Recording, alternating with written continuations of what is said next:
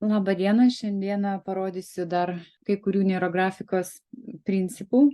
Ir vienas iš jų, kurį mokysimės baziniame kurse, tai yra judėjimo kryptis. Tiksliau, čia ne algoritmas, bet norėjau paaiškinti, kad neurografikoje mes irgi kreipiame dėmesį į linijų judėjimo kryptį. Čia parodžiau horizontales linijas ir judėjimo kryptis turi irgi reikšmę. Yra principiniai algoritmai, kurie piešiami tik tai vertikaliomis linijomis ir yra principiniai algoritmai, kurie piešiami tik tai horizontaliai. Ir tam yra irgi tam tikros psichologinės reikšmės. Ir vienas iš tokių pagrindinių algoritmų, kurį mes mokomės bazinėme kurse, tai yra ketinimų išreiškimo algoritmas. Ir ką tai reiškia, dabar papasakosiu apie reikšmės šitų linijų, šiandien apie horizontales ypatingai. Pabandykite su manim papiešti va tokias horizontales linijas per lapą, kol aš jums pasakosiu, jūs patys pajausite, koks yra jausmas, kai mes piešiame būtent horizontaliai. Visų pirma, pastebėsite, kad linijos yra daug ramesnės, daug labiau plaukiančios, mažiau nervuotos, mažiau tokios aštrios. Ir tam yra irgi priežastis, kadangi horizontalus judėjimas skaitosi toks labiausiai resursinis, palaikantis, nuraminantis. Ir kai mes dirbame su ketinimu šito išreiškimo algoritmu, tai dažniausiai jį piešiame tuomet, kai nežinome, ko norime, kai nežinome, kur judėti toliau, ką daryti. Galbūt kažkokia apima tokia laikina depresinė būsena, aišku, liaudiškai sakau depresinė, ne klinikinė depresija turiu omeny.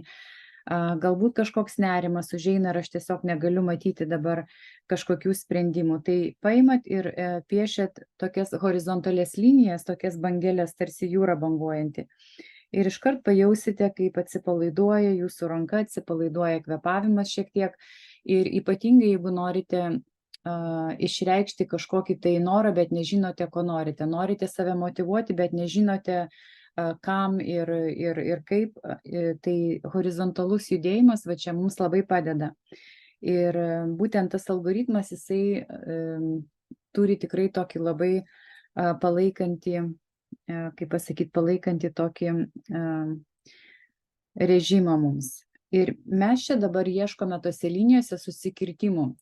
Jeigu paprastai pasižiūrėsite įvairiuose kituose algoritmuose, ypatingai išmetimo algoritmuose, kai mes piešiam arba ir kituose, nesvarbu, visą laiką, kai ieškome figūrų, mes ieškome figūrų ten, kur jau apskritimas kažkur prasideda. Pavyzdžiui, va čia. Aš ieškočiau apskritimo čia, nes matau čia apskritimo pradžią ir labai daug pas mane apskritimo pradžių, nes mano linijos turi tokį braižą, jos labai vingiuoja. Tai aš tuose vingiuose galiu pamatyti labai daug figūrų. Matot, va taip. Ir mes paprastai va taip ieškome tų figūrų. Tačiau šitam algoritme mes ieškosime figūrų stipresnėse tokiuose ten, kur jau yra tokia energijos sankaupa, tokia tarsi įsivaizduojat, vat elektros laidai kažkur susikerta ir ten padidėjęs yra elektros srautas. Tai mes va šituose susikirtimų srautuose ieškosim figūrų ten, kur jau yra kažkokia energijos sankaupa ir mes tose sankaupose ieškosim savo ketinimų, kažkokių bandysim ištraukti va tuos ketinimus ir save motyvuoti labiau. Pavyzdžiui, aš matau, va čia yra tokia kelių santrauka, kaip pasakytų, linijų. Ir aš čia paimu ir nupiešiu figūrą, būtent paimu tuos susikirtimus į apskritimą. Aš juos tarsi užfiksuoju, kad čia yra kažkoks resursas man. Ir aš tą resursą aktyvuoju. Tai vat mes taip aktyvuojame savo resursus ir aš neurografinę liniją dar kartą paimu, apeinu neurografinę liniją aplink tas figūras, kurias jau nupiešiau. Ir bandom, mums nereikia pripiešti labai daug apskritimų ir nereikia visų paimti, bet mes ieškome būtent tų, kurie mums rezonuoja šį kartą. Kaip rezonuoja, tai vadinasi, mano ranka ir mano akis būtent krypsta link tos vietos. Ir aš pasitikiu savo intuityviniu tokiu pojūčiu ir einu ten, kur mane veda ranka ir akis. Kaip žinote, neurografika yra taip pat intuicijos lavinimas, taip pat yra pojūčių savo pajūtimo lavinimas. Ir aš čia suapvalinu kai kuriuos kampučius. Geriau būtų visus suapvalinti šitam algoritme. Ir jeigu ateisite į bazinį kursą, kuris jau turi prasidėti šį savaitgalį, tai sužinosite daug daugiau niuansų ir techninių tokių dar subtilybių apie šitą algoritmą. Bet galite jau dabar piešti su manim ir pasinaudoti šito algoritmo procesu, atskleisti savo kažkokius tai paslėptus ketinimus ir aktyvuoti juos. Ir tai duos jums kažkokią motyvaciją, duos nusiraminimą. Įdomu tai, kad gali atrodyti, kad nusiraminimas ir motyvacija tarsi prieštarauja, bet šiuo atveju ne, nes mes dažniausiai sustojam veikti, kai esam kažkokiam nerime. Tai va tas toks aktyvavimas, kad turiu bėgti kažką daryti, bet nežinau ką, dažnai mus veda dar į didesnį nerimą, nes atrodo norisi kažką nuveikti, bet nežinau ką, nežinau tiksliai kur, neturiu aiškumo.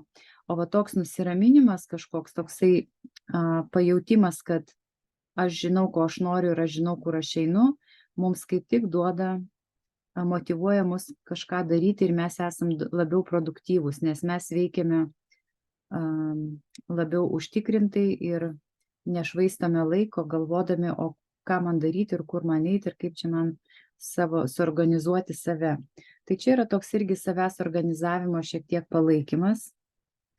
Ir šitas algoritmas yra vienas iš mano tokių mėgstamiausių, nes jisai yra labai labai paprastas iš vienos pusės, bet iš kitos pusės jis tikrai turi labai gilų ir labai tokį gerą pozityvų poveikį. Ir netgi kartais, kai aš darau autorinius algoritmus, aš labai dažnai pasinaudoju šito algoritmo būtent principais. O tai yra būtent horizontalus judėjimas ir ieškojimas figūrų ten, kur yra susikirtimai. Ten, kur jau energija eina, ten jau, kur kažkas vyksta, mes tiesiog pasinaudojame jau egzistuojančiais resursais ir gauname motyvaciją ir judėjimo aiškumą, judėjimo į priekį ir veiklos aiškumą. Ir va, čia dar matote, kai suapvalinam kampučius, aš dažnai sakau, kad nebūtina visą laiką, nebūtina visur apvalinti, bet yra tokių algoritmų, tokių temų, kur apvalinti reikia. Ir tokius niuansus jūs irgi sužinosite, išmoksite kurse.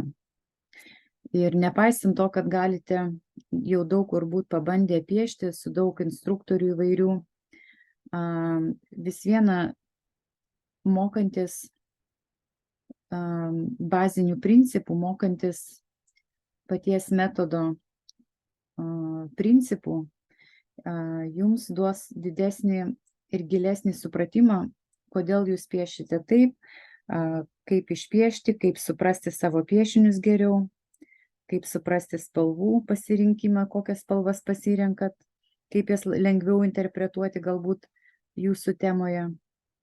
Tai va tokius niuansus mokysimės dabar prasidedančiame bazinėme kurse.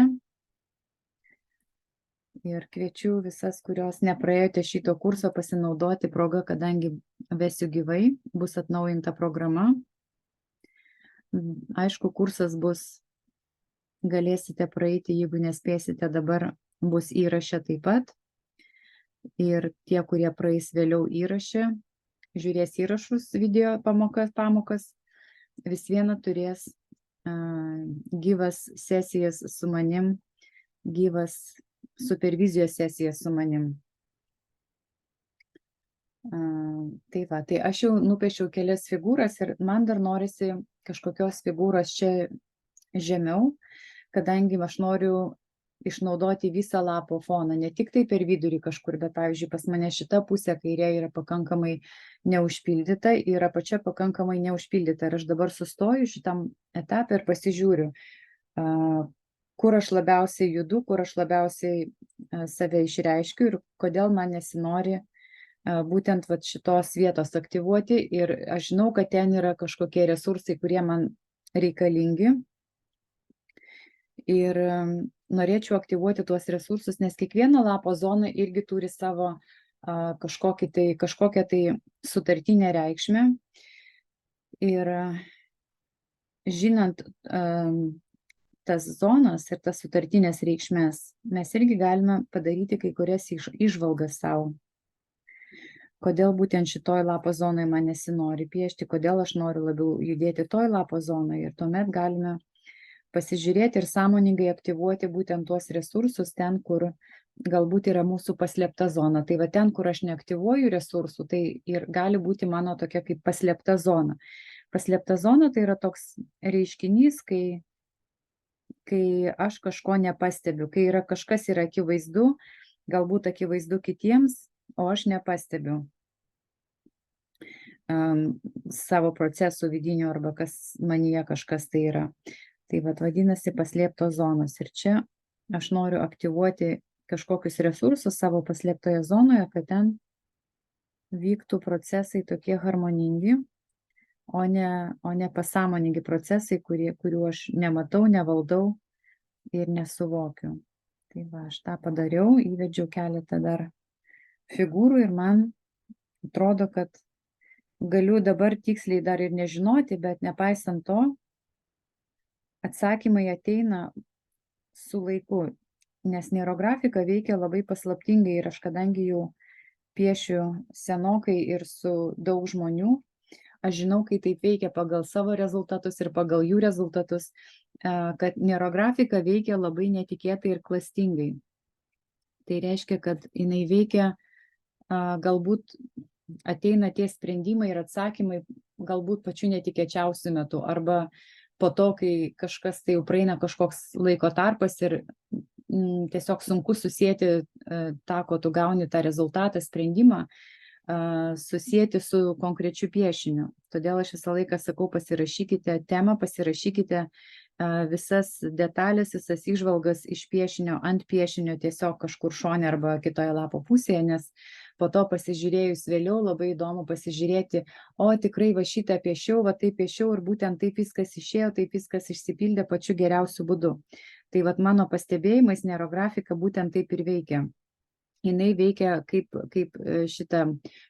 už ilgo delsimo tokia bomba, jinai sprogsta po kažkurio tai laiko. Tai va tie atsakymai irgi jie atsakymai, sprendimai, kažkas ateina būtent kartais net pačiu netikėčiausiu būdu ar sprendimu kartais ir dažniausiai tai vyksta pačiu geriausiu būdu, netgi geriau negu kad patys galėtumėt sugalvoti sprendimą.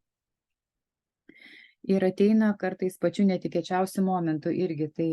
Tai va tą reikia turėti minty, kad neurografika kartais veikia labai greitai, kartais reikia laiko, bet vėlgi tai, kadangi mes dirbame su pasąmonė, o mes pasąmonės nekontroliuojame, mes galime tik tai kažkokią įtaką padaryti per va tokį vadinamą tarsi programavimą, bet programavimas turi kažkokią tokią kaip ir negatyvią gaidelę, tai galime sakyti tiesiog, kad ne programavimas vyksta, o, kaip pasakyti, tokia įtaka, ar ne? Mes išreiškėme savo intencijas, savo ketinimus. Tai va čia ketinimų užfiksavimas, jisai po to pasireiškia, tie ketinimai užsifiksuoja ir duoda rezultatą po kažkurio laiko, kadangi mes tų procesų savo pasąmonės nekontroliuojame taip, kaip galbūt norėtumėm. Todėl mes pasitikime tiesiog savo tokią vidinę tą natūrą vadinamą pasąmonės ir laukiame, kol viskas bus taip, kaip mes ketiname, kokį ketinimą mes čia įdėjome. Tai va tiek su tokiu algoritmu, su tuo horizontaliu algoritmu. Sekantį kartą parodysiu vertikalias linijas ir kaip judėti, ką reiškia vertikalios linijos. Dar jeigu žinote bazinį algoritmą 8 žingsnių, tai žinote, kad reikia po spalvos įvedimo mes dar piešiame lauko linijas ir ieškome fiksacijos figūros. Fiksacijos figūra yra ta sprendimo figūra.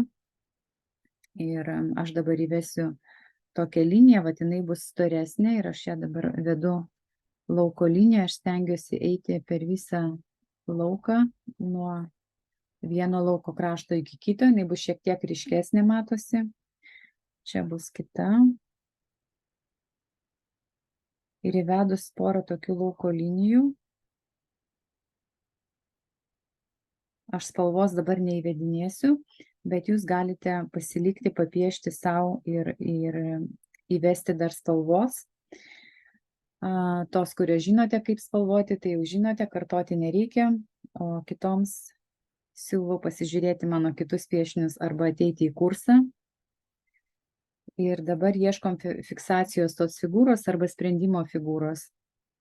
Ir sprendimo figūra, kaip sakiau, tai geriausiai jos ieškoti, kai susitapatini su ta sprendimo figūra, kad tai esu mano aš išraiška lape kažkurioje figūroje. Tai kuri ta figūra aš galvoju, kad mano figūra aš yra čia ir aš ją paryškinu, nes jinai tokia bus kaip ir užfiksuota šiek tiek ryškesnė. Aš jai darau tokią ryškesnę liniją, paspalvosiu ją ryškiau, nes mums turi matytis aišku būti, kuri yra sprendimo figūra.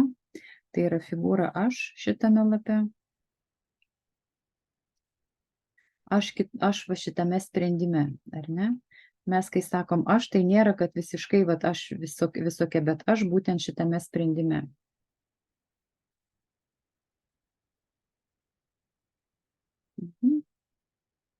Ir aš dabar ją nuspalvočiau kokią nors spalvą, kuri man ateina intuityviai.